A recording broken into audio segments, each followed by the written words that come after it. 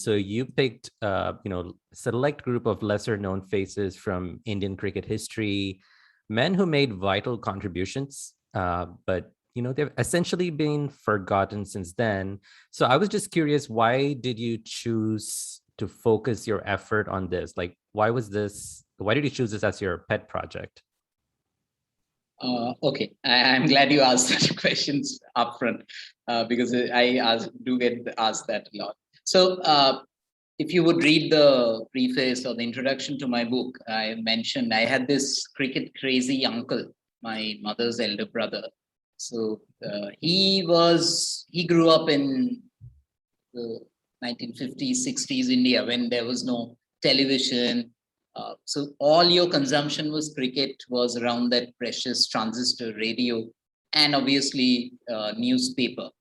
And he used to love about those memories. And I mean, he was quite old by the time. So I think around 1990s when he got retired from his job. So he had a lot of leisure time, and not everyone was very keen to, to spend time with him, hearing his reminiscences and recollections of those matches gone long by.